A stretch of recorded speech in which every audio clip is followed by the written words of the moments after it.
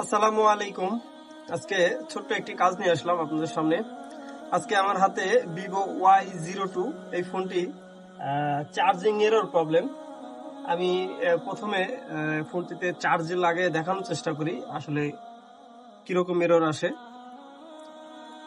আর সবচাইতে সহজে এই ফোনটি রিপেয়ার করা যায় এইভাবে আপনাদেরকে কাজ করে দেখাবো যে কিভাবে খুব সহজেই ফোনটিকে রিপেয়ার করা সম্ভব হয়।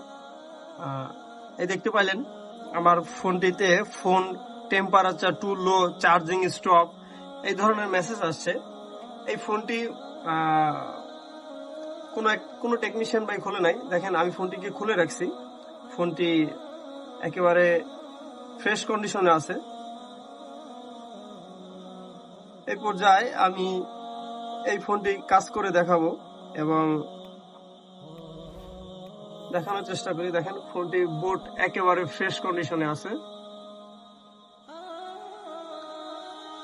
আর এই ফোনটি আমি খুব ইজিলি রিপেয়ার করব।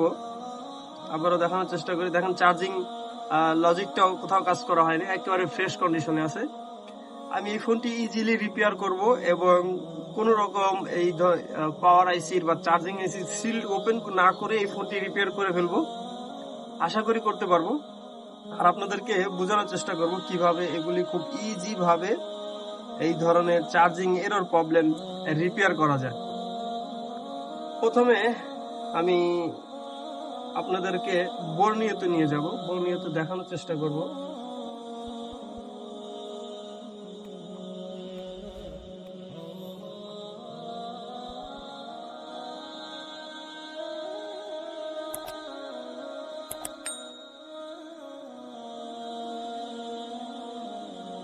এ পর্যায়ে বর্নিয়ার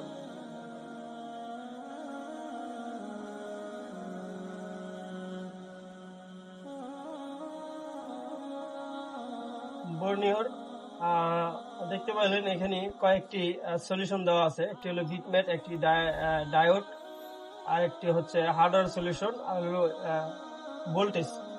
এখন এই ফোনের সবচাইতে সহজে রিপেয়ার করা যায় মূলত স্কিমেটিক ডায়াগ্রামে। এখানে স্কিমেটিক ডায়াগ্রাম নাই, যেহেতু বিটম্যাট আছে। আমি আগেই বলে রাখি, এই যে দেখানোর চেষ্টা করি, হার্ডওয়্যার সলিউশনের যে চার্জিং ডায়াগ্রাম রয়েছে এখান থেকে কোনো সমাধান পাবেন না, বুঝতেই পারবেন না আসলে কোথায় সমস্যা বা কোথায় সমাধান করতে পারবেন, কোথায় কাজ করতে হবে। জাস্ট খালি আপনি এখানে লাইন দেখতে পারবেন, চার্জিং লাইনটি কোথায় গেছে, charging data line, data positive, data negative এগুলি কোথায় গেছে, বাট এতটুকুই দেখতে পারবেন। যখন এরর মেসেজ শো করবো তখন কিন্তু আর এই ডায়াগ্রামে আর আপনার কোনো উপকারে আসবে না। আমি এই মুহূর্তে ভিভোর ভিভো Y02 বিটম্যাট ওপেন করব। দেখেন বিটম্যাটটি ওপেন হয়েছে। সর্বপ্রথম আমি দেখানোর চেষ্টা করি ব্যাটারি কানেক্টর। যে কোনো ফোনের চার্জিং এরর আসে মূলত এই ব্যাটারি কানেক্টরের আইডি লাইন এবং থার্মাল লাইন থেকে। এটাই আজকে বোঝানোর চেষ্টা করব কিভাবে এই ইজিলি আপনি রিপেয়ার করতে পারবেন, আর ইজিলি ফোনের কোথায় সমস্যা এটা ধরতে পারবেন। আমি দেখানোর চেষ্টা করি। আগে এই যে দেখেন, এইখানে দেখেন এটি হলো আমার ব্যাট আইডি লেখা আছে, এটা আইডি লাইন, আর অপর সাইডে এনসি। আর এগুলিতে সবাই জানেন এটা ব্যাটারি পজিটিভ, আর এই সাইডে ব্যাটারি নেগেটিভ বা গ্রাউন্ড লাইন। এখানে দেখানোর চেষ্টা করি। দেখেন ব্যাট আইডি লেখা আছে, এই যে দেখেন ব্যাট আইডি লেখা আছে। ব্যাট আইডি মূলত এটা আইডি লাইন, আর এখানে দেখেন অপর সাইডে দেখেন এনসি লেখা, মানে নট কানেক্টেড। এই পিনে কোনো কানেকশন নাই। আর এই অপর সাইডে দেখেন এইটা উপরে এবং নিচে একই লাইন, এবং তার পাশেরটা এনসি। এইখানে মূলত এই ব্যাটারি লাইনে মূলত আইডি লাইন আছে, থার্মাল লাইন নাই। এখন এই যে সর্বপ্রথম আমার এই যে আইডি লাইন রয়েছে, আইডি লাইনটি আমার মাদারবোর্ডে ঠিকঠাক আছে কিনা সেটা দেখানোর চেষ্টা করব। এই আইডি লাইন থাকলে তো নিশ্চয়ই ভ্যালু আসবে। আমি এ পর্যায়ে আপনাদেরকে মাইক্রোস্কোপে দেখানোর চেষ্টা করব।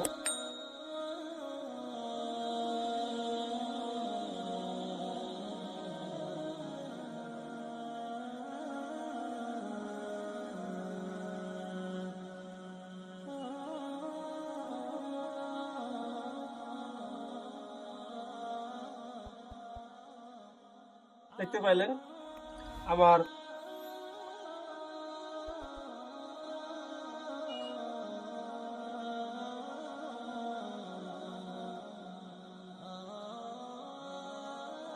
একটু ভালো করে দেখানোর চেষ্টা করি।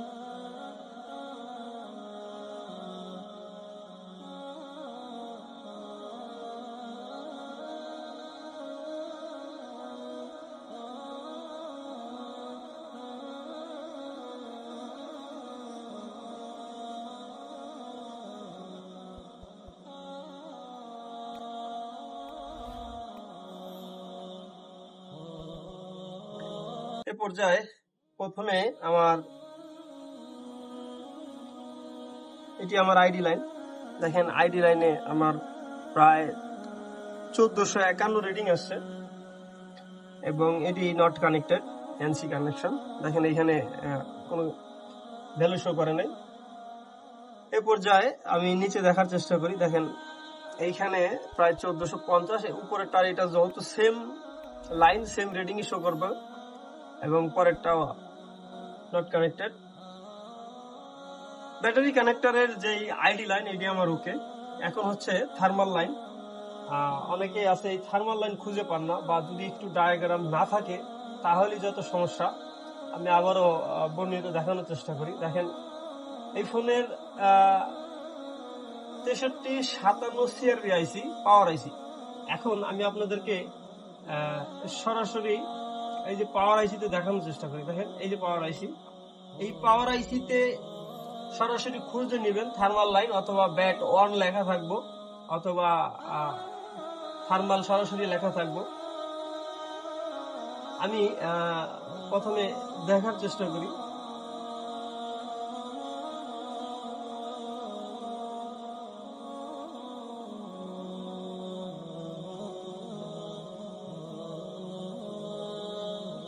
এই যে দেখেন R13 ব্যাট অন লেখা আছে, দেখতে পেলেন? এই যে R13 ব্যাট অন, এই R13 ক্লিক করলাম। দেখেন এটাই মূলত আবার থার্মাল লাইন। এখন এই থার্মাল লাইন ভিভো সেটের বেশিরভাগ ক্ষেত্রেই দেখা গেছে সাববোর্ডে চলে যায়।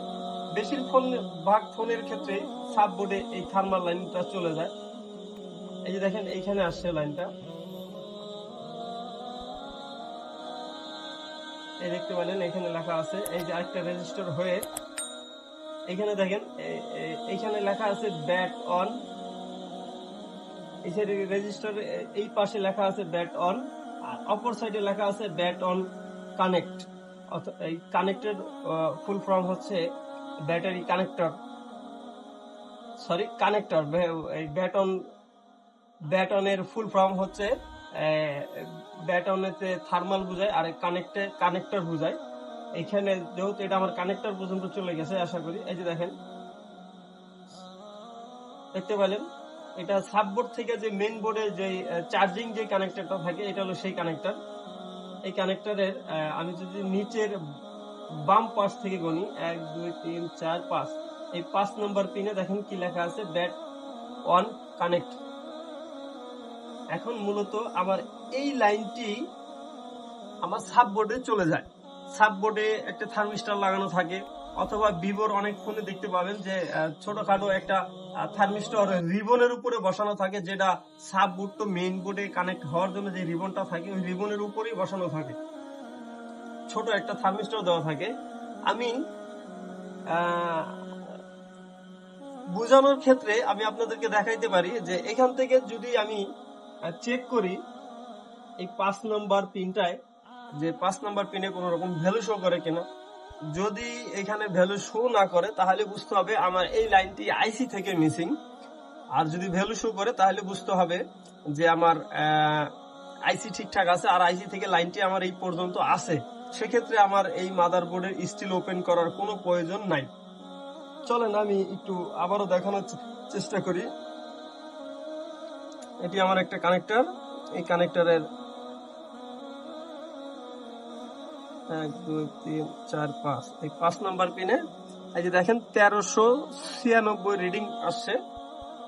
আমার এই লাইনটি ওকে, তার মানে আমার লাইনটি আইসি থেকে মিসিং হয় নাই। এখন আমি দুইটি উপায়ে এই ফোনটি রিপেয়ার করতে পারি। একত একটি থার্মিস্টার আইনা 100 কিলো ওমের একটি থার্মিস্টার আইনা এই লাইনে এক লাইনে গ্রাউন্ড আর একটি এই লাইনের কোথাও জুড়ে দিলেই কিন্তু আমার এই এরর মেসেজটি চলে যাবে, আর এরর মেসেজটি আসবে না। আরেকটি ভাবে করতে পারি, সেটা হচ্ছে আমি এই লাইনটি আপনাদেরকে বোঝানোর ক্ষেত্রে ভালো করে দেখানোর চেষ্টা করতে পারি। যেরকম এই লাইনটি আমার সাববোর্ড পর্যন্ত গেছে কিনা, সাববোর্ড পর্যন্ত যাওয়ার পরে সাববোর্ডে যে থার্মিস্টরটি লাগানো আছে থার্মিস্টরটি খুঁজে বের করতে হবে। থার্মিস্টর খুঁজে বের করে তারপরে দেখতে হবে থার্মিস্টর পর্যন্ত এবং আমার এই কানেক্টর পর্যন্ত লাইন আছে কিনা। যদি লাইন না থাকে সেক্ষেত্রে জাম্পার করে দিলেও হয়ে যাবে, আর যদি লাইন থেকে থাকে তাহলে থার্মিস্টরটি চেঞ্জ করতে হবে, কারণ থার্মিস্টরের ভ্যালু কমে গেছে অথবা থার্মিস্টরের ভ্যালু বেড়ে গেছে অথবা থার্মিস্টরটি কোনো কারণে মিসিং হয়ে গেছে বা ভেঙে টেঙে গেছে, এই ধরনের কিছু হতে পারে। যেহেতু আমার এই থার্মিস্টরটি খুঁজে পাওয়াও একটা জটিল কাজ, সেক্ষেত্রে আমি আবার একটু সাববোর্ডটি নিয়ে দেখানোর চেষ্টা করি।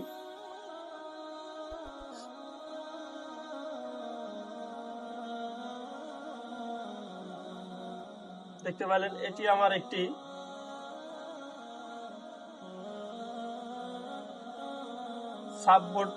সাববোর্ডের যে কানেক্টরটি রয়েছে, সাববোর্ড থেকে মেইন বোর্ড কানেক্ট হওয়ার জন্য এই কানেক্টর। আমার মাদারবোর্ডের যে কানেক্টর রয়েছে আমি দুটো একসাথে পাশাপাশি রাখলাম। এই যে দেখেন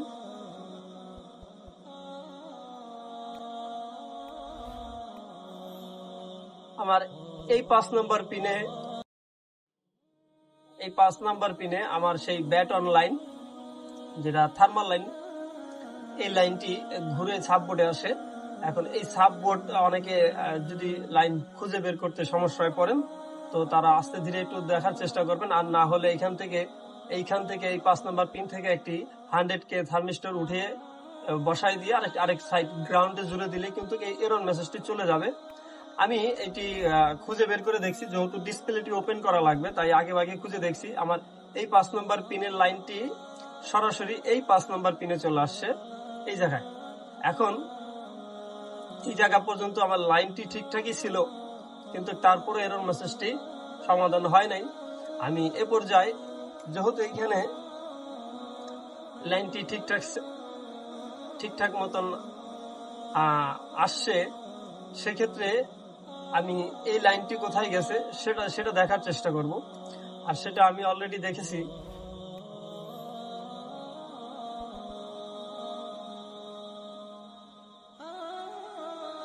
দেখেন এই লাইনটি আমার এইখানে আসছে, এই যে একটা থার্মিস্টর দেখতে পেলেন। এখন এই থার্মিস্টরের এই পাশ থেকে অথবা এই যে লাইনটি এখানে ঘুরে পর্যন্ত আসছে, এই দেখলেন এখান থেকে একটি জাম্পার করে নিয়ে আমার ওই যে মাদারবোর্ডের যে চার্জিং কানেক্টরের 5 নাম্বার পিন রয়েছে এখানে জুড়ে দিলেই কিন্তু আমার সমস্যার সমাধান হয়ে যেতে পারে। অথবা আমি একটি থার্মিস্টর আইনে আমি আরেকটা কাজ করতে পারি, সরাসরি এই থার্মিস্টরটি তুলে আমি এইখানে বসাই দিলেও কিন্তু আমার কাজটি সমাধান হয়ে যাবে। আমি বোঝানোর ক্ষেত্রে আপনাদেরকে বলতেছি, এখান থেকে একটি জাম্পার করে নিয়ে দিলে কিন্তু এখানে হয়ে যাবে। আমি আবার একটু দেখানোর চেষ্টা করি। এই থার্মিস্টর থেকে একটি লাইন উঠে এই 5 নাম্বার পিনে জুড়ে দিলেই আমার লাইনটি সমাধান হয়ে যাবে। আগে আমি একটু সমাধান করে দেখাই, সবচাইতে ভালো হয়।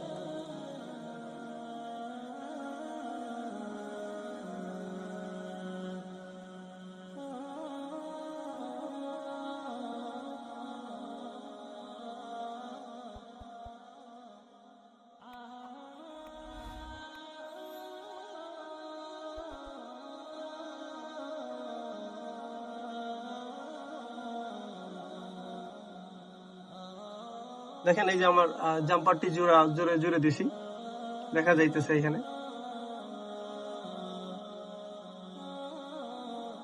চার্জার কানেক্ট করলাম।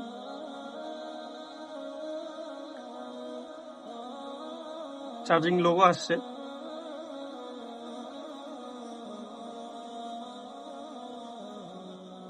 এই দেখেন, এখন আর এরর মেসেজ নাই। দেখতে পাইলেন, কোন রকম এরর মেসেজ নাই। আমি সরি, স্লিপ মোডে চলে গেছে। আবার একটু দেখানোর চেষ্টা করি।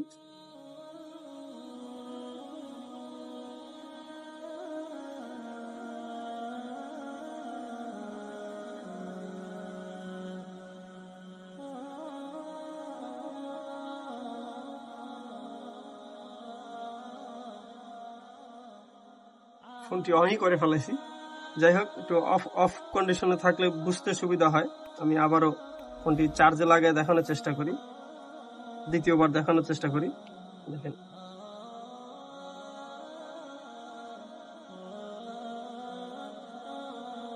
ব্যাটারি কানেকশন খুলে গেছে। দেখেন, আবারও লোগো চলে আসছে।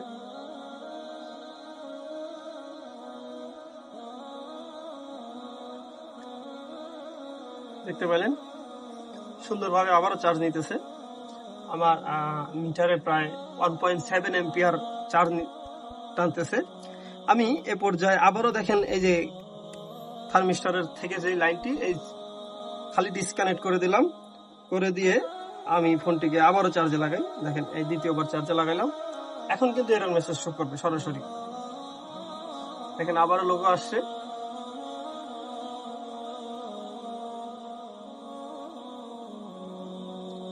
এই দেখেন, এরর মেসেজ চলে আসে। বুঝতে পারছেন? আশা করি খুব সহজে বুঝাইতে পারছি। আমি এই পর্যায়ে এত বড় জাম্পার করব না, কারণ জাম্পার ছাড়া কাজ করব। আপনাদের যেভাবে সুবিধা হয় আমি একটু দেখানোর চেষ্টা করলাম, ভিডিওটি ওইভাবে কাজ করবেন। আমি এই থার্মিস্টরটি খুলে ফেলবো। আমি আবারও মাইক্রোস্কোপে দেখানোর চেষ্টা করি।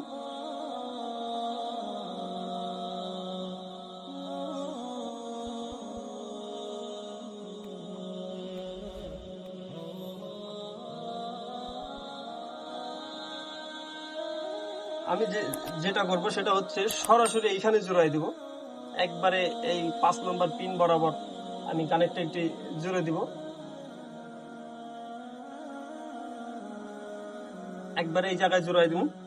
আমি আবারও থার্মিস্টরটি এখানে রেখে নিই, রেখে এই কানেকশনটি ডিসকানেক্ট করি।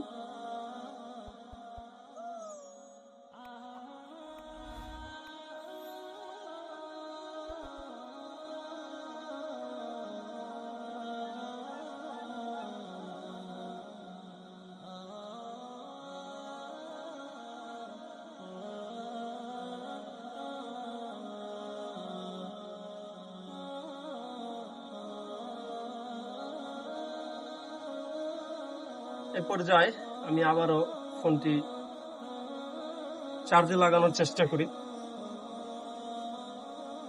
দেখেন, এই পর্যায়ে আর আমার আর কোনো ওই জাম্পার করার কোনো প্রয়োজন নাই।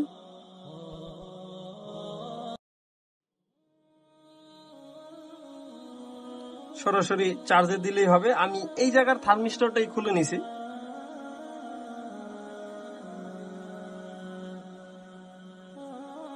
এই ধরনের সমস্যা সবচেয়ে বেশি হয় মূলত ডিসপ্লে চেঞ্জ করার পরে এই ধরনের সমস্যা দেখা দেয়।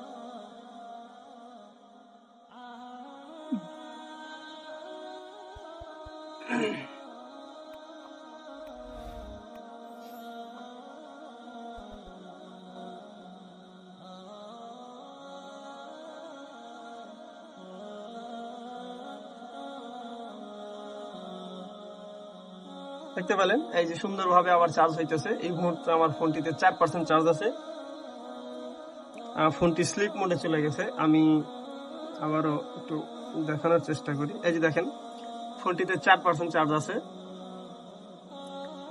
আশা করি বুঝাইতে পারলাম যে আমার ফোনটি সুন্দরভাবে চার্জ হচ্ছে, এবং এতটুকু অন্তত বোঝানোর চেষ্টা করলাম যে ফোনটি কিভাবে রিপেয়ার করতে হয়। একটি ফোন চার্জিং এরর প্রবলেম, সেটা চাইলে আপনি দুইভাবে রিপেয়ার করতে পারেন। আমি দুইটা শেয়ার করলাম আপনাদের সাথে, যে আপনারা খুব ইজিলি ভাবে যাতে ফোনটি রিপেয়ার করে নিতে পারেন, সময় যাতে খুব অল্প সময়ের মধ্যে যাতে কাস্টমারকে সার্ভিস দিতে পারেন। আজকের ভিডিওটা আমার এই পর্যন্তই। সবাই ভালো থাকবেন, সুস্থ থাকবেন। আল্লাহ হাফেজ।